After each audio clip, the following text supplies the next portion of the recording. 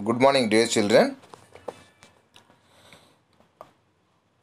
कक्षा 9वीं में जो परियोजना कार्य जो प्रोजेक्ट वर्क है उसके अंतर्गत एक भारत श्रेष्ठ भारत के अंतर्गत 8 इंटीग्रेटेड जो प्रोजेक्ट है हमारा, जो कि बहुत ज़्यादा महत्वपूर्ण है क्योंकि इसका विषय जो है केंद्रीय माध्यमिक शिक्षा बोर्ड यानी कि सीबीएसई ने स्वयं भेजा है।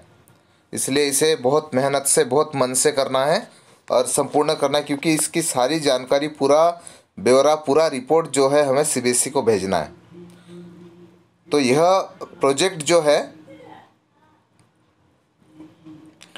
उड़ीसा में स्थित जगन्नाथ मंदिर का वास्तुशिल्प का परिचय, मतलब हमें जो विषय मिला है महाराष्ट्र राज्य को,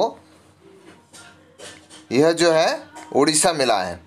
तो उड़ीसा में जो जगन्नाथ मंदिर है उस मंदिर के ऊपर आपको प्रोजेक्ट बनाना है। आपको सारी जानकारियाँ नेट से जुटानी है,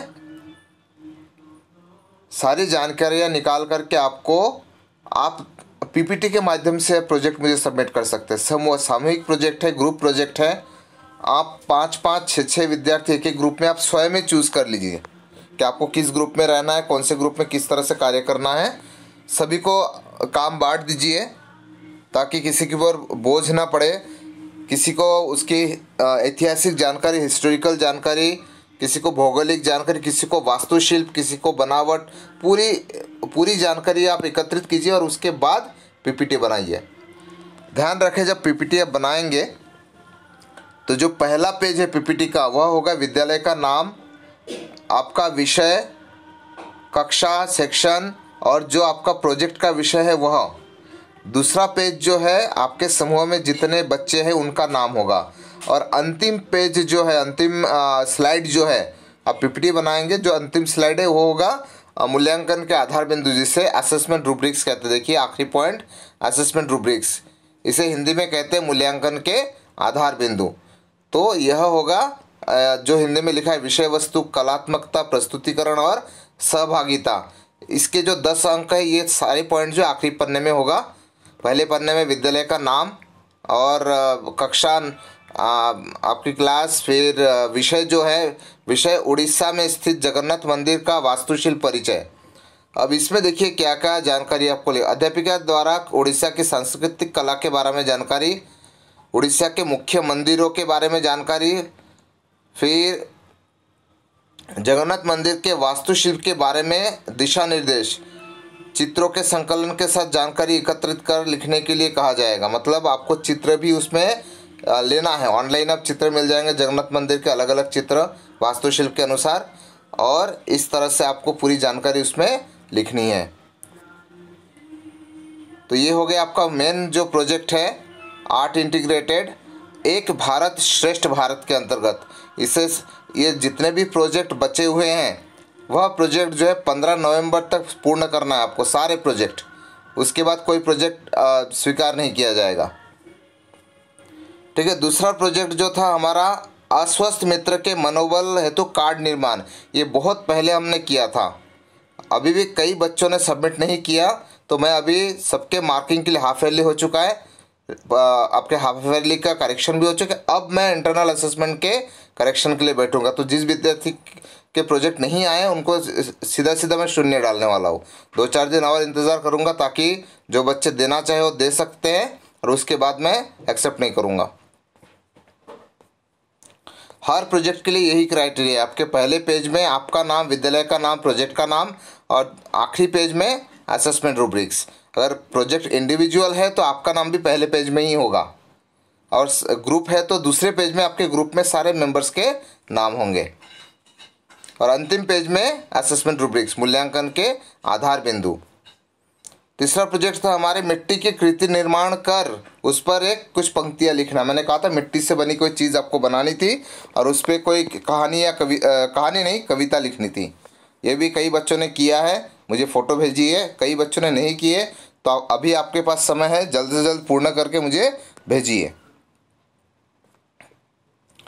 फिर एवरेस्ट मेरी शिखर यात्रा पर एक प्रोजेक्ट था जिसमें आपको वर्कशीट बनानी थी, कम से कम 3 से 4 पेजेस की वर्कशीट, क्वेश्चन आंसर्स का और उसका आंसर की भी, और मुझे पीडीएफ बनाकर भेजना था। फिर उसके बाद तुम कब जाओगे अतिथि, इस फिल्म की तुलनात्मक अध्ययन करना था। मैंने कहा था कि आप ये फिल्म देखिए, आपने कहानी पढ़ी तुम कब जाओगे अतिथि, और अजय देवगन की एक मूवी बनी थी अतिथि तुम कब जाओगे, दोनों मूवी भी देखी और कहानी भी पढ़ी है, तो दोनों में क्या अंतर है, तुलनात्मक अध्ययन करना है।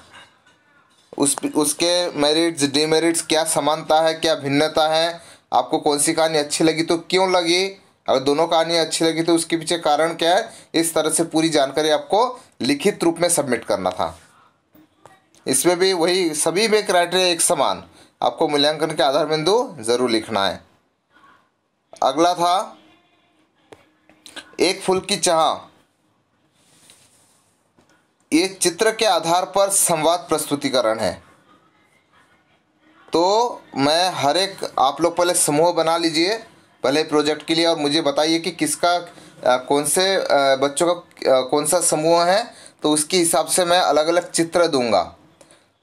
उन चित्रों के आधार पर आपको संवाद बोल करके मुझे भेजना है, ऑडियो क्लिप। आप वीडियो भी भेज सकते हो या ऑडियो भी भेज सकते हो, दोनों चीज़ें। अगर वीडियो भेजोगे तो आप लोग यूट्यूब लिंक के थ्रू वीडियो भेजना है। तो ये पहले आप पहला वाला प्रोजेक्ट कंप्लीट कीजिए, सामूहिक प्रोजेक्ट, ग्रुप प्रोजेक्ट, उसके बाद इस प्रोजेक्ट पर मैं आपको चित्र दूंगा। मतलब कोई भी चित्र रहेगा आपके सामने और दो बच्चे जो है उन चित्रों के ऊपर बातचीत करेंगे। तो ये हो गए चित्रात्मक संवाद लेखन, ठीक है। इसके बाद इसमें भी उसी तरह से आपका क्राइटेरिया है, मूल्यांकन के आधार बिंदु लिखना आवश्यक है। फिर अंतिम जो प्रोजेक्ट था हमारा, खुशबू रचते हैं हाथ, इस कविता के आधार पर कि हस्तशिल्पी की दिनचर्या, ये बहुत पहले हमने दिया था आपको, पीपीटी बनाना था, इंडिविजुअल प्रोजेक्ट था कि जो हस्तशिल्पी है मतलब हाथ से काम करने वाले कारीगर हैं, चाहे मिट्टी के बर्तन हो, लकड़ी के कोई चीज़ें हो, चाहे अगरबत्तियाँ बनाने वाले हैं, कोई भी, तो उनकी दिनचर्या कैसी होती है, वे रोज़ अपना दिन कैसे गुजारते हैं, किस तरह से काम करते हैं, वे सब जो है एक पीपीटी के माध्यम से बनाना था। इसमें पहला पेज सेम विद्यालय का नाम, आपका नाम, प्रोजेक्ट का नाम, कक्षा, सेक्शन, और अंतिम पेज जो है मूल्यांकन के आधार बिंदु। इस बात का ध्यान रखें कि हर प्रोजेक्ट में आपके मूल्यांकन के आधार बिंदु होना चाहिए और फर्स्ट पेज होना चाहिए, और बाकी जानकारियाँ जो है आपको बीच वाले पन्ने पर लिखनी है। तो ये पीपीटी भी आपको बनानी है, जिन्होंने नहीं बनाई है, कई बच्चों ने मुझे भेजी है, और जिन्होंने नहीं भेजे हैं वो यथाशीघ्र बना करके सबमिट करें। देखिए 15 नवंबर तक मैं सारी चीज़ एक्सेप्ट करूंगा, क्योंकि उसके बाद मुझे एग्ज़ाम डिपार्टमेंट को आपकी मार्क लिस्ट सौंपनी है इंटरनल असेसमेंट की, तो उसके पहले ही हमें सब कुछ कंप्लीट करना है। तो उस बात का ध्यान रख के आप सारे प्रोजेक्ट कंप्लीट कीजिए। जिन्होंने किए हैं उन्हें करने की ज़रूरत नहीं है, जिन्होंने नहीं किए वे यथाशीघ्र करके मुझे सबमिट करें।